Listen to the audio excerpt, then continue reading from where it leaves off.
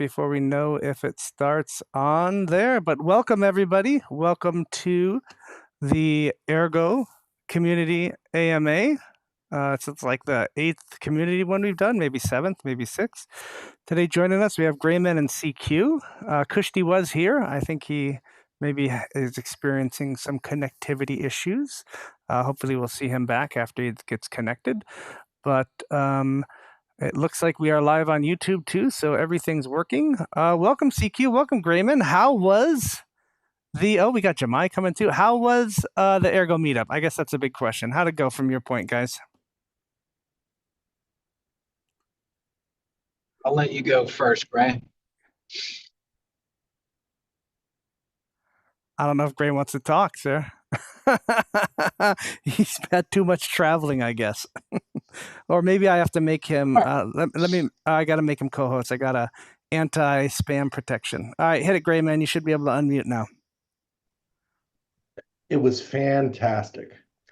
I got to put a face to some names that I've admired for a long time. Got to talk to them with, the real-time feedback that you can only get from a in-person conversation. And overall, it was just sort of a nonstop, intense experience of learning and sort of understanding that I've made the right decision to join this group of people a couple years ago.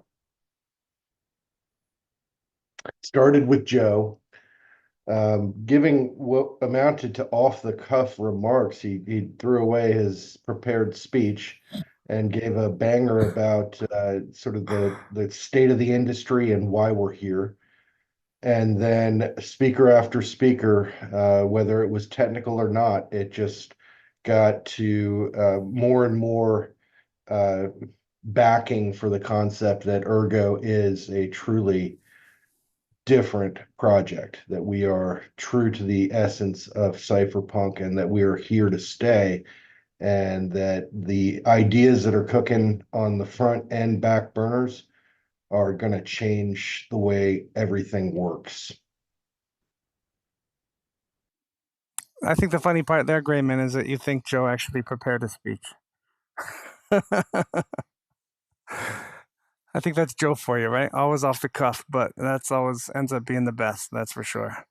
Yeah, it was a lot of fun. I said, I was unable to make it due to a last minute emergency, but so I ran the show from the digital side of the show from New York. But sitting there all day waiting for I think I made the mistake of telling Joe that the schedule is there, but it's not super important, to not feel rushed or anything. And that was probably the biggest mistake of my life. There were times when I'm like, Joe, you ready? You ready to go? And Joe's like, yeah, they're all outside for a smoke break. We're outside. It's probably going to be 30 minutes. And then at lunchtime, you guys decided instead of to bring your lunch back to enjoy yourselves out of the restaurant, which was fantastic. But yeah, so that was really funny. But we played it and it worked really well. But as I was saying, it was really amazing to sit there and not be bored out of my gourd, right? And these typical things that I go to, blockchain conferences or anything like that, you're sitting there and typically the speaker gets in the way of what they're trying to convey, even if they have something somewhat interesting to say, right? They get in the way either with ego or with just trying to push something that doesn't make sense or whatnot, or some corporate bullshit that I just can't sit through. But listening to these guys talk, all the speakers that we had, MG Pi, NNBR, Cannon, yourself, Joe, Cheese, it's absolutely fantastic. Luca, everything that I listened to, I was engaged in and able to understand. And I didn't even have to try to ask questions or come up with any because you guys really nailed it from your end, keeping those guys engaged. So that was amazing. I just want to say you guys did a fantastic job presenting. It looked like you had a ton of fun. I hope you guys stayed out of the wacky tobacco too much down there, did you? We didn't have the mic pointed towards the audience. You didn't. I'm not sure that all the questions came through, but I think the speakers did a pretty good job of handling that. And yeah, it was amazing. It was anything but boring, especially considering that a couple of these projects are really just on the threshold of coming to fruition, like Lithos. I mean, this fall is going to be very interesting for Erg, regardless of what the market does. So, Yeah, yeah, I agree. I agree. It was great to hear. What's it called?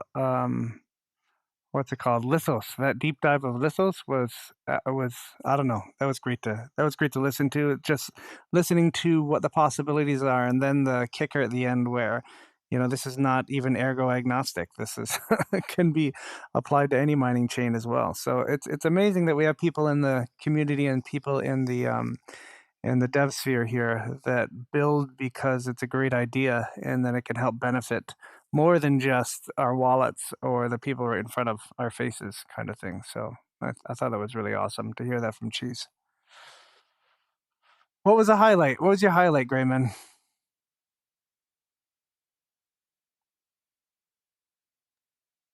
the night before for drinks and get our picture taken in front of that shiny neon sign that said "Girls just want to have fun." We were supposed to send that off to the Cardano girls and see what they thought, but Sir, no, you sure I that don't wasn't know. a male strip club? It's hard to pick a highlight because it was, like I said, it was a very intense experience. I mean, it was nice to wind down afterwards with that dinner. That Yeah, we tell us had about the dinner. What happened? What was Korean it? barbecue. Yeah, Haskell Plus, Chris Ray, uh, did a tour of duty. I think Benzel helped him too to collect all the stuff and get things prepped. I was on KP because I was a professional dishwasher earlier in my life. So it was delicious. It was everybody, it was cook at the table basically. And so that encourages a certain amount of moving around and talking to each other and sort of winding down after all the talks. The one regret that I have from us being sort of disorganized about the timing of things, I'm sure that was frustrating for you, but we were sitting there thinking, anybody that didn't make it to this thing, they can suffer.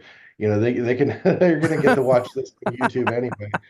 So, but my regret was that we didn't go to the Garden of the Gods on a walk afterwards because by the time it was all finished, it was time to get ready for dinner and I guess a couple of people drove there, but I think they missed the sunset. It was wonderful.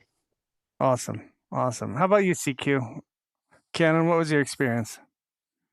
Um, I didn't really know what to expect. Um, the How do I say it right? The most interesting part to me was I've watched in recent and past history like Luca, Shashir, Cheese, Karat, even Allison, like give presentations. And I think everyone is more comfortable with that now, which, I mean, the first three I mentioned are all pretty young cats for those who haven't watched the videos. But all of their projects are either like in a beta, like live, or about to be there. And so the the thing that every one of them said was, I even understand it better. Like a year ago when I was talking about Lithos, I didn't really have it all figured out yet, And so there's an amount of courage that goes into even presenting a concept that you don't, have all the details fully fleshed out or how you're going to get there. But then seeing those guys, uh, that was very impressive. There's a lot of different protocols, I guess if you want to call it that, that are coming online in the next probably, let's say, 6 months, maybe 9 months, because there's probably going to be snags at the end that weren't foreseen. But there's three or four that aren't, they're not done anywhere else. in quote unquote crypto. Like it's going to be interesting to see how that goes. It just continues to be, you know, head down and build. It's just encouraging to see.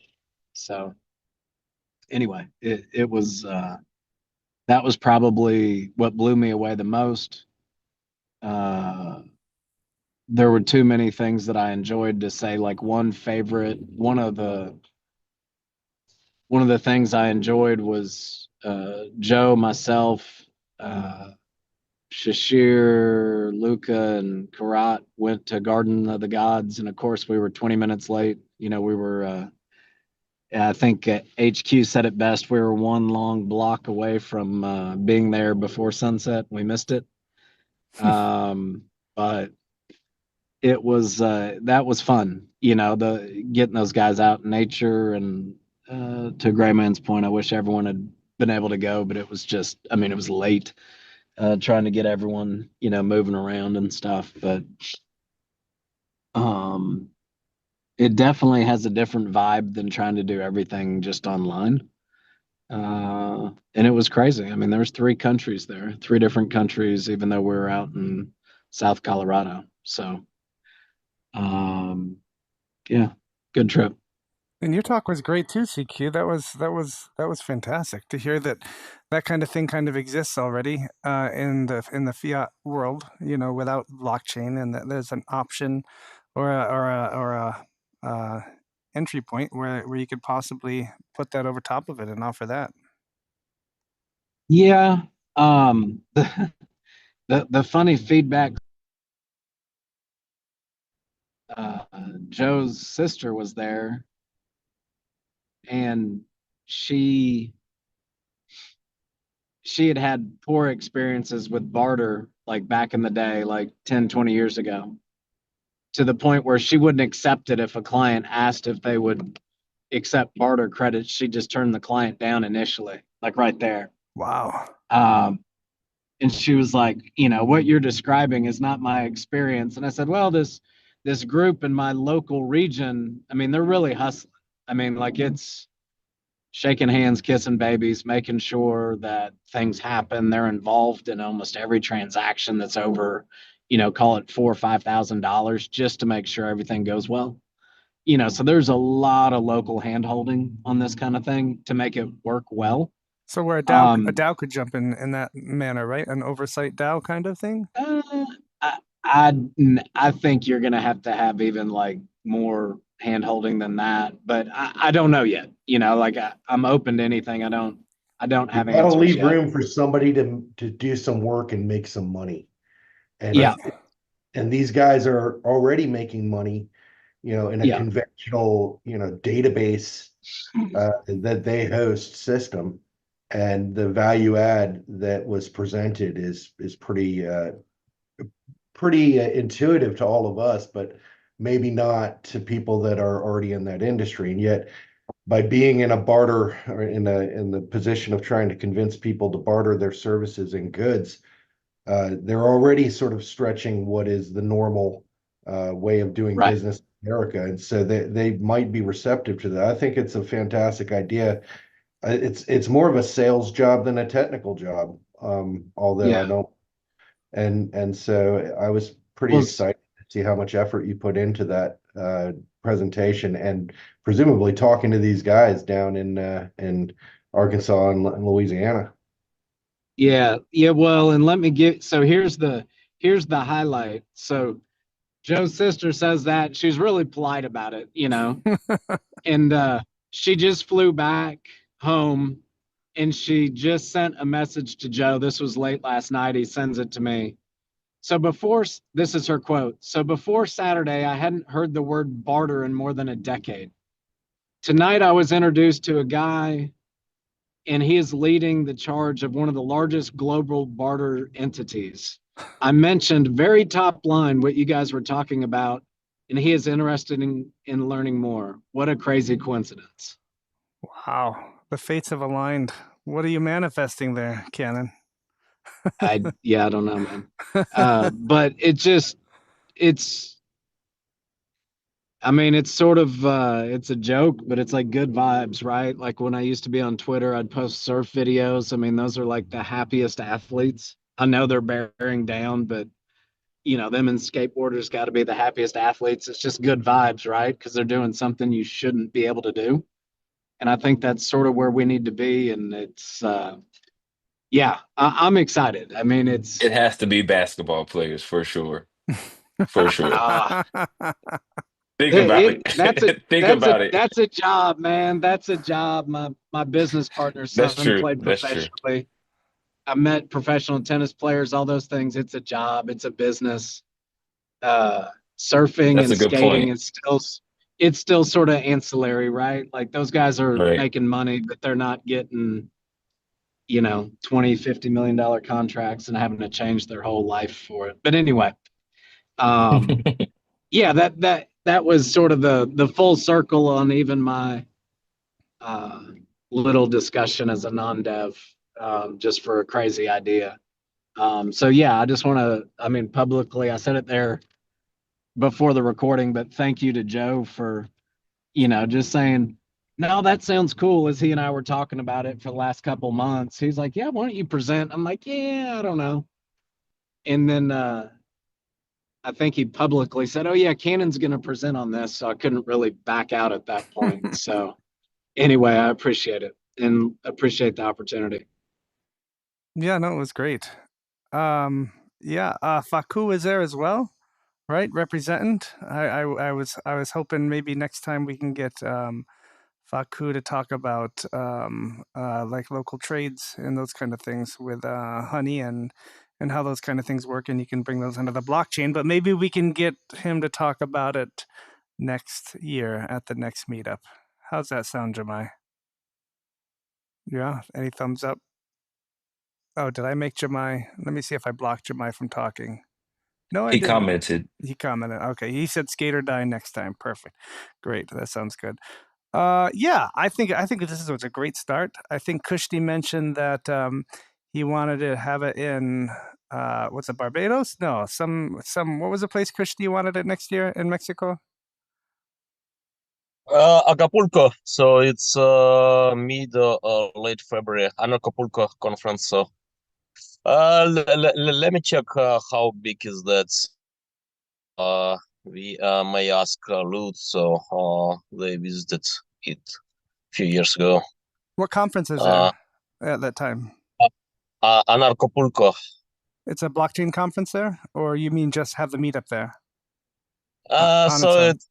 it's so a lot of cryptocurrency folks there, but yeah, it's basically anarchy related. So not necessarily cryptocurrencies, but yeah, a lot of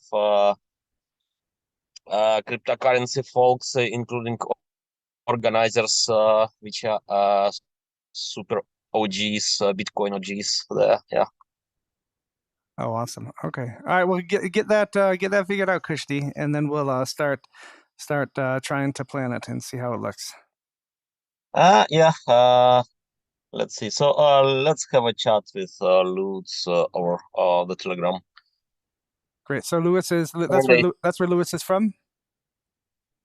Uh, Lutz is from New York, so yeah. But yeah. So before, so now he's doing some marketing for Komodo, and before he did some efforts for Pirates Chain, and yeah, they had a booth there back in 2020 or 21, something like that. So they invited us, Ergo community back then, but yeah, we didn't have folks back then around to join. So yeah, now possible. So let's check what pirates and other communities Yeah, that'd be cool. around these Not days. not bad weather there too, right? Cannon, you looked it up. It was like 80 degrees in February or something like that. Yeah, I think so. Okay, I think we can handle that, right? That's swimming weather. Maybe not in the Pacific, but um, but definitely for somebody in New York in the winter, definitely feels warm. Yeah, the Pacific's always cold, Yeah, but for sure. What else? Ben, you were there. You were at the meetup, right? No, I was in New York. Different Ben. That you're not Yeah. Benzo. Yeah. All right. Too many Bens. I get them Oh, confused. yeah, my bad. Wrong profile. But Oh, yeah. oh, Byron, there you go. Yeah, I was there. I had a situation where I left my physical card. So the perfect use case was there. What'd you And do? I left my physical card and I needed cash to make a purchase for some commodities. Okay. And I couldn't get these commodities in Colorado that I needed without my physical card. You know, tap is everywhere. You can have your debit card, credit Yeah. card, whatever card, gift card on there. So I'm thinking you can pay with that. They're like, oh, we don't accept this. Uh, don't comment that on my commodities. Oh, I think I know. And I think I know what you mean because some facilities don't allow credit processing because it's a federal crime still. So they like cash only, right? I'm exactly, not going to they mention what be that hating. facility is, but so what'd you do? It's herbal. You So found some nice guy who does like local barter trading with honey, and you gave him some ergs. yeah, yeah. I wonder who that could He's be. like he's like 6'10". You know what I mean? Works for the No, I'm CIA. joking. Yeah. No, I'm joking. He had this cool chill shades on, transition lenses. That's my guy. Well, so tell me Appreciate the you. story. He gave it. You sent him some ergs. Yep. We made the transfer. I got cash in person, and then we made a quick transfer. So if in February, and so we got to do it in front of A9, which is nice. So if he's going in February, I'm going. That is awesome. Did your swapper make you wait 10 blocks for confirmation, just like the central exchanges do before they said it was okay and you could have the cash? Oh no. They fronted me the cash because we were all Oh, at the that is trusty. yeah, it was just off the strength. It was just off the strength, Pre the block time. history. Yeah. You see those tweets back in 21. Proof of history, right? Oh, that's awesome. I Great. paid for my share of dinner with 4 silver quarters. Oh, nice. Did you bring some dime bags, as in Ooh, silver dimes, Grayman, with you? I the real did. exchange. I brought a bunch of silver dime bags, and I've got some of those left over that I'm not going to touch until I meet some other people in person.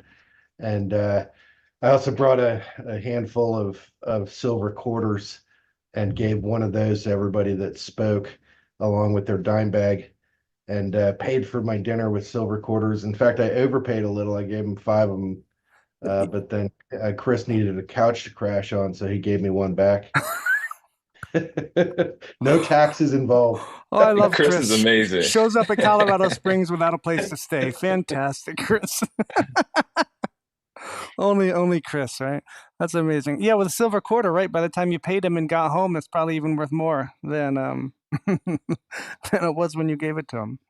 Oh, that's awesome. What was your Byron? What was your favorite talk at the meetup? It was a I can't pick just one because Joe started off because I love the rants. So Yeah, yeah, whenever we get those type of rants, I'm all that's my type of time. But then I like the like by the book accounting that Kenny was doing. But I really liked the lethos, but the explanation that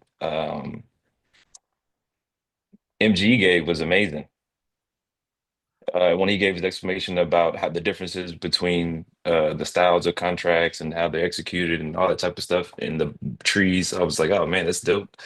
So everybody gave a great presentation. Oh, and then Anons at the end with the bytes, and then how many 290 transactions? I was like, oh, good God, that's not even with yeah. subblocks. 3,601 for a minimum, and then 16,000, I think, was the maximum with this. So mind blowing, right? It's absolutely crazy. You're talking about Machina Finance, and that was Yeah, absolutely mind-blowing for yeah. me.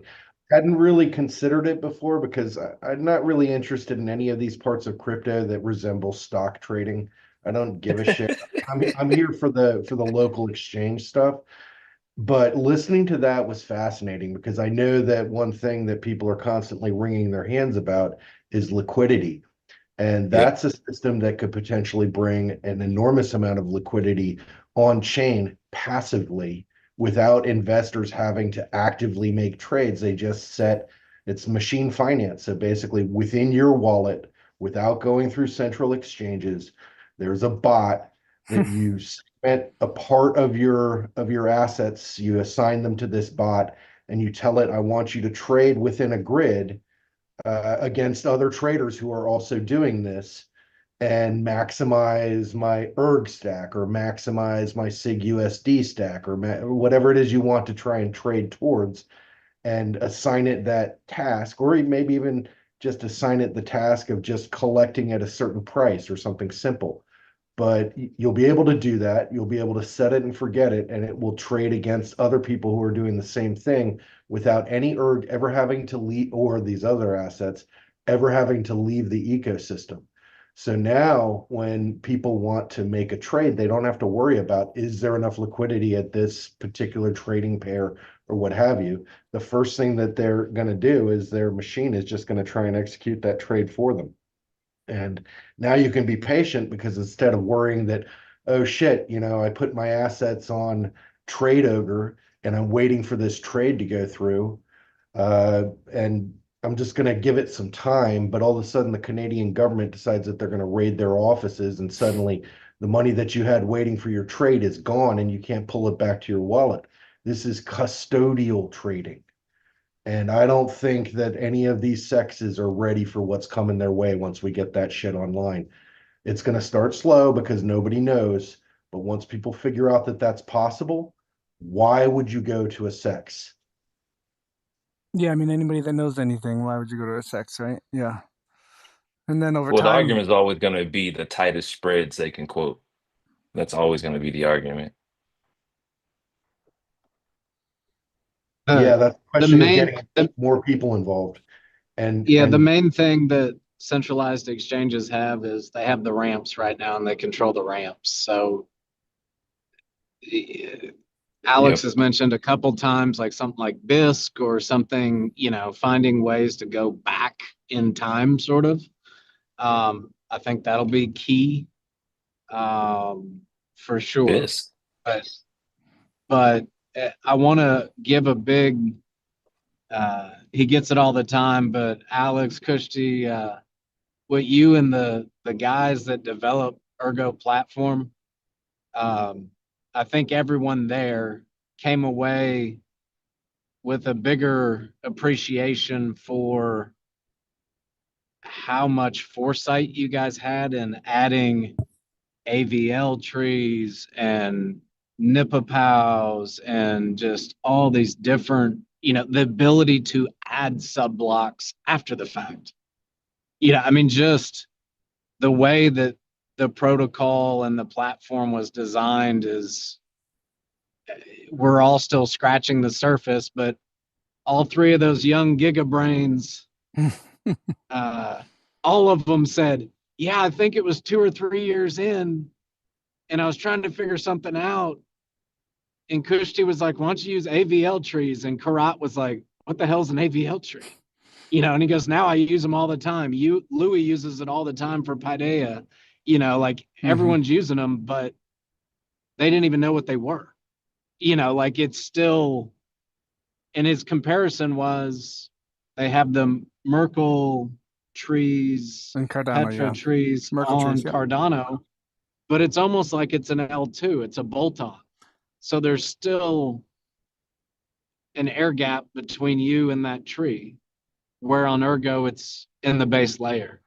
It's just, anyway, Yeah, I mean, all of us were just in awe of the research and the foresight that went into this protocol. So thank you. it's almost like Kushti could see into the future, or at least learn from his mistakes and pulled into that. So I think one thing that people should have hopefully picked up from MG Pie's talk, at least you have a guy that works for Palm, which is a multi-chain company, right? They're on Ergo, they're on Cardano, they're on Binance. All right, so this guy's worked with Ethereum contracts, this guy's worked with Cardano contracts, this guy's worked with Ergo contracts, and here he is telling the community, well, he mentions, Merkle trees, also mentions that Ergo's tech in that matter is better, right, or more well thought out, and as Cannon said, bolted right in and not bolted on top. So absolutely amazing to hear that from a dev that's multi-platformed that can come back and say, yeah, Ergo is kind of where it's at with this kind of thing. Byron, just interrupt us. No hands, man. Oh no, I'm going after Kushti. He was gonna speak. Oh, Kushti, what were you going to say? Yeah, actually, some notes I would like to give, but the most important probably is about local trade, right? So this is the thing we need to empower. Yeah, did a lot of updates to basis contract and tracker recently. And now, Grayman, I'm going to put Silver Sands document in the chain cache repo if you agreed on that. And then, yeah, I think to add details and, yeah, to try to get it technically sound, right, and then implementable. What do you think about that? You can do whatever you want. Uh, That 3 paragraph thing that I put up there was just a summary of a bunch of other stuff that I've written. I've been trying to assemble something a little bit more presentable in general, both from like the 30,000 foot perspective, but also one from the vendor's perspective. I like to think of things in sort of game theory, like who wants this and why, and how are they going to use it. So I have more writing already done, but it's not organized enough to commit to any sort of public documentation. But if you want to grab that and run with it, go for it. I mean, there's nothing that I said in there that I think is wrong. I just think it's incomplete. And also, you know, Silver Sense depends on some stuff that just doesn't exist yet, including the work that you're talking about doing, but also just fundamentally, I mean, it needs Dexy Silver or some other silver stablecoin that is independent of the mechanism proposed in Silver Sense, and which is redemption by actual physical silver by the one that issues the note. But at the same time, I mean, forward motion is forward motion, so go for it. Don't let me stop you. All right, so let's try to understand why it is incomplete, right? So yeah, I need to get through details, right? And yeah, about Dexys Silver. So in the Gold Oracle group, we had discussions just yesterday or today, depending on a time zone. Yeah, on merging Silver Oracle code into the Oracle pool implementation, and yeah, then it's possible to run the Silver Oracle pool, and then yeah, it's just a question of liquidity bootstrapping rights to launch Dexy Silver or Gleon Silver. Then, yeah, I also vibe coded recently an implementation of that scheme I've proposed at some point on Ergo Forum about making insurance with digital commodity for a physical one, right? So it was about gold, like doing insurance with digital gold for a risk of physical gold non-delivery. So maybe it would be useful as well, right, in the context of Silver Sands. Yes, it I don't would. know. Um, I was thinking about that paper because it was speaking specifically about vaults and how they would use it. And the entire point of Silver Sense is to give a special status, but also some responsibilities to vendors as opposed to customers. So they all use it, but the vendors are the ones that sort of act as the distributed banking system. And so they would use this essentially as a way to make it convenient for trade between each other and with their customers, and also as a sort of a form of insurance. And so when they're trading with other vendors. So I think yeah, that definitely relates. And then there's also the reputation system issues that would have to go into it. So when I was handing out these dime bags, I was basically saying it was essentially just a little bag, and for any foreign viewers that don't know, a dime bag is in the old days it was how you bought pot if you were just buying a little. And but these were there was no marijuana in this. It was just a silver dime and a paper wallet that I printed using the Mu paper wallet tool. And those paper wallets contained about as much in tokens as the value of a silver dime at the time that I minted them. And so now the race is which is going to be worth more after a year. And silver's off to a good start, but we'll see. I'm betting on Erg personally. In any case, I told people, first of all, don't put anything valuable in that paper wallet because I got the keys to all that shit. And don't tempt me. And secondly, Silver Sense itself is a ways away from implementation. It's an idea right now, but eventually it's something that makes sense just because we have this asset here in America that I don't think it's very common of just this very large and already distributed current tokenized currency that's uncensorable. So it's kind of a cool asset to take advantage of, but it'll take some time. We gotta wind it up. And it doesn't happen without forward motion. So like I said, do whatever you want in terms to push it forward, and I will keep rowing as I can. That's awesome. Byron, Um, Uh, you can let T-Moss jump in there. I think he's or Kushti. I'll go after everybody. whoever wants to chat, just jump in, guys. Go for it. yeah. So, Grayman, so, yeah, let's put some, more meat there, right? So, yeah, a lot of code, get done recently. So, yeah, now we just need to connect the dots, right, and understand, well, the missing parts. And, yeah, so Thomas, also raised hand.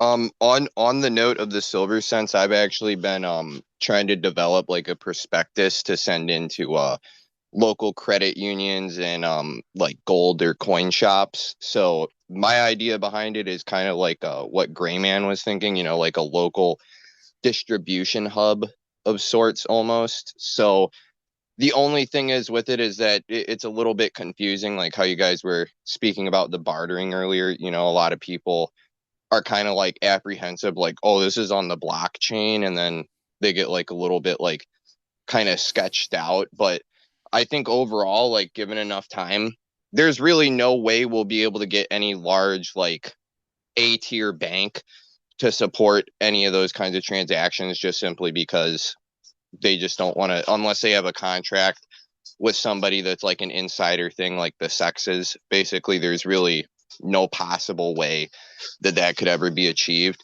So the next best bet I figured is like local credit unions. Like, for example, this is different than like gold or silver, but this is like even an expansion upon the idea.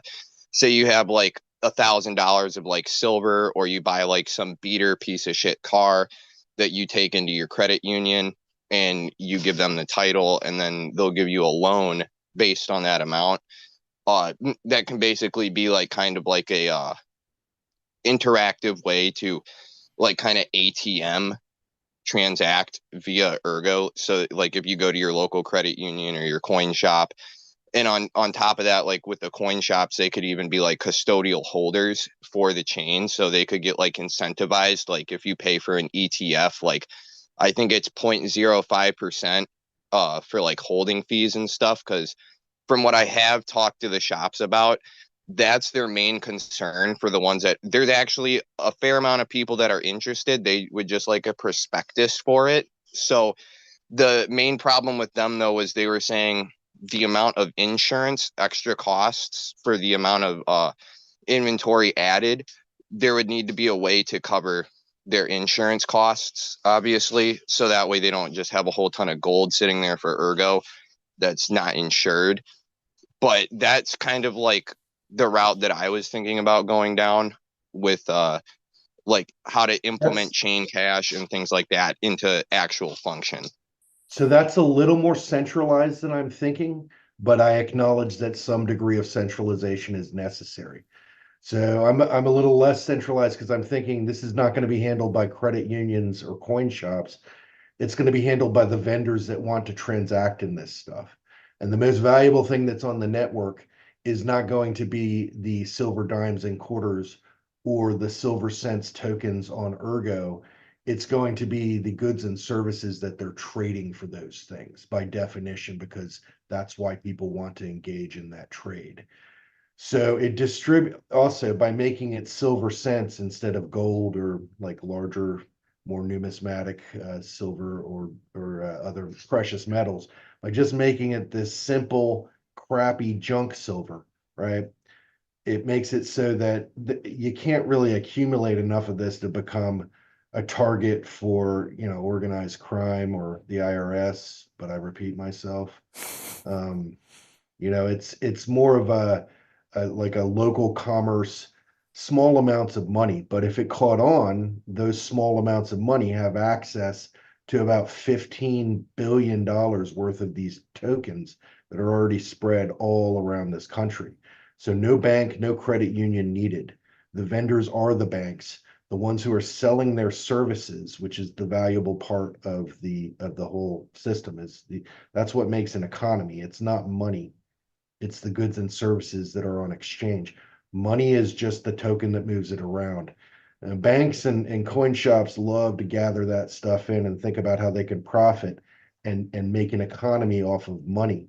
But the real economy is people cutting hair, moving furniture, building things. That's the economy. So if you design it in Well, such a way that the people that are doing those things can be the ones who are maintaining their small portion of the bank, leaning on the blockchain for the creation of this credit and for also accounting for, the distribution of these tokens, and then they just have to keep enough on hand that they can redeem for like if another vendor gets enough of these of their silver cents in their hand, they come back and say, look, I love you and I love your haircuts, but I've got like $10 in silver cents here, and that would get me haircuts for the rest of my life. How about you just go ahead and give me the silver so that I can go and buy something else with it for somebody that does not yet believe in these silver cents.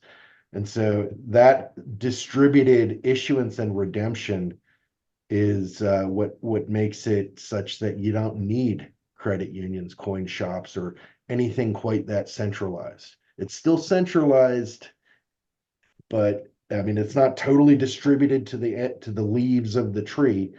I mean the customers get to use this stuff and maintain anonymity, but the vendors themselves are the ones who are kind of centralizing their notes and promising to redeem their notes and putting a time frame and a physical location where they would do that on chain. So exposing themselves to the world in the sense that that information is going to be out there. But people do. Philosophically, I agree with you, Gray man, but I don't think they're in opposition to each other. So they can coexist. Different use cases, different assumptions and fees for what you do. So philosophically, I'm on board what you're saying, but they can coexist with each other. And but I agree with what you're saying. Because I kind of think of the coin shops almost like a local Chime ATM service. Like if I want to go sell silver, as of right now, there's literally no way for me to do it on the blockchain peer to peer until Chain Cash comes out. And even then, it's just algorithmically pegged. Like it's not like the actual asset of silver or the commodity of silver. So, in a way, I feel like you have to have like a minute physical distribution hub. They could, I get exactly what you're saying. Instead of them actually being like the primary vendor, they just use the service in order to distribute it. But I do like with Byron, like what he's saying, I think that there should be a way to at least like partially incentivize somebody to be a vendor for it, all by not giving them too much power over the network in any regard. Basically just simply like I was saying earlier, like a small like 0.05% fee of like whatever transaction costs they handle on the network and like a gross value basically. Well, they're collateralized. So they would be their gold that I mean their commodities that they want on chain would be collateralized. So if someone wanted to purchase that collateralized form, they would redeem it there. These are just public vendors, just like a store that you know you're able to do this action at. The whole point, what Gray Man is talking about, the everyday person is going to do what Gray Man's talking about, these small amounts. But in the case that Gray Man accumulated over 40 years and wanted to do something for a large amount coming on chain, that would what he would probably go that route. So they can coexist. They're not in opposition to each other. They're just use case dependent. Like right now, you could get $100 face value for 300 bucks from one of these coin shops. So yes, they're going to be the ones that are going to distribute a significant amount of actual physical silver. They're already the concentration points for this stuff. So when I say that it's a pre-existing, well-distributed, tokenized, uncensorable currency, it's pre-distributed, but let's face it, there are whales and there's a lot of it out in people's sock drawers, but people don't really think about this shit right now. If it changed and became something that was used on a regular basis by people, that would be because it became either a necessity, which it might, if there were like an extended power outage and internet outage, then you might be trading dimes and quarters. But also, it might just be because it becomes more convenient. And that's the point of Silver Sense, is that it just becomes an app on their phone that looks like a frequent customer card or whatever from their perspective. And so they're just carrying that around, but it's keeping track of, and they can use it at other vendors, but it's keeping track of value. And so the guys that are the vendors for this they might need to go and talk to SD Bullion or to their local coin shop about getting enough so that they have it on hand to redeem. But again, the amounts of money can't be that large. That $3,000 sack of $100 face value is not something you're just going to carry around in your pocket, and that's only $3,000. Silver is just not that dense of value. And so it protects you from getting involved in the types of trading that attract criminals and problems. It becomes a way. Silver has long been the coin of gentlemen, the coin of people just trying to get about their daily day. Gold is for kings, silver is for gentlemen. On the whole note of like the silver sense thing too, I was also thinking, um, this is kind of like where I get my idea from for like my outlook on it. So for instance, I do a lot of scrapping, like with scrap metal and like gold recovery and such. Basically, like there is, unless I sell my boards directly to board sort, like they'll actually give you sometimes like $100 a pound for like raw gold fingers. But there's really no way to transact that value into cash unless I give it to the vendor to be able to sell it. Because, like, realistically, nobody's really going to go looking on chain on Ergo right now just for like a single, like, okay, oh, I could buy scrap metal here. Oh, I could go buy silver bullion or whatever. And also, too, there needs to be a way to, like, if I'm buying, part of the reason why scrapping is so attractive is because, like, if I have the gold or if I have the copper just sitting there, that's basically as good as just like $500 in cash. If I have $500 of copper, all I have to do is just take it to the scrapyard and they'll just give me the cash right there on hand. But like, what if I want SIG USD for it or something instead? Like, what if I want Ergo SIG USD or I want Ergo tokens? That's where I feel like the thing, like Silver Sense and like that whole kind of like chain cash idea would be really useful there for vendors, because then it gives them an easier way to uh like basically move value around without having to use like a traditional banking system, and it's all tied into RWAs.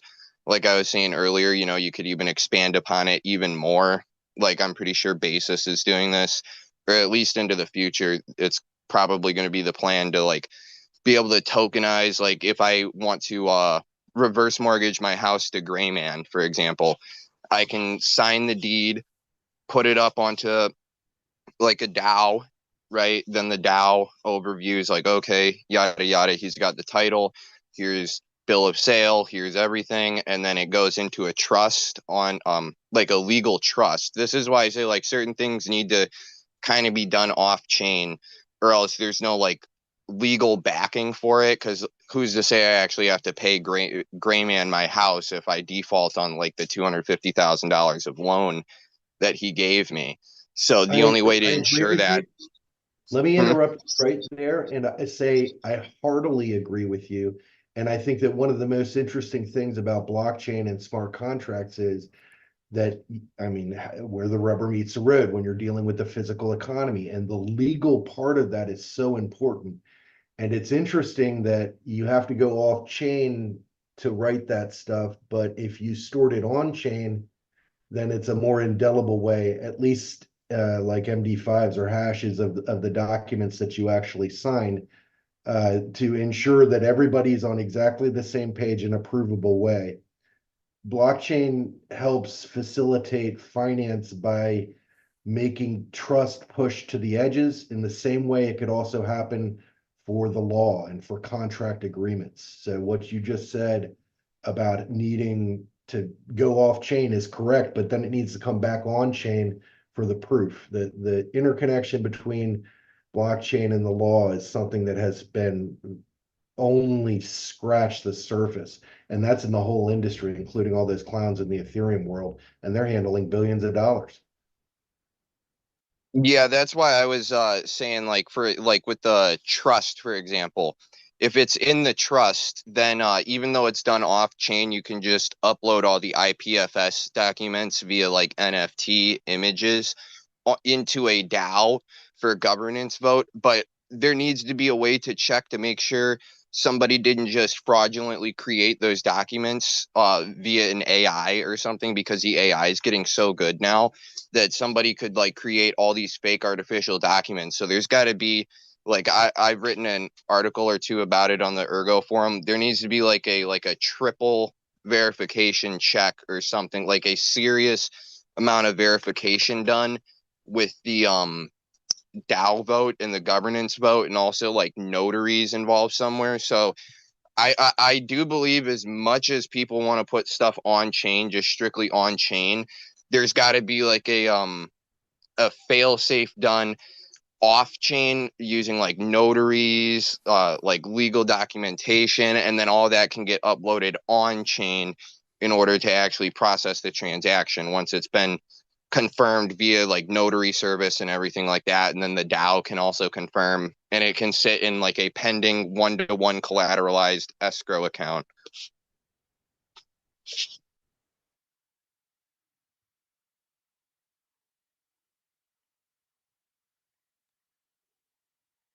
Also, another cool part was just to jump back into the community portion with MG and LGD. We were walking around the community, and they had like vendors set up in the park.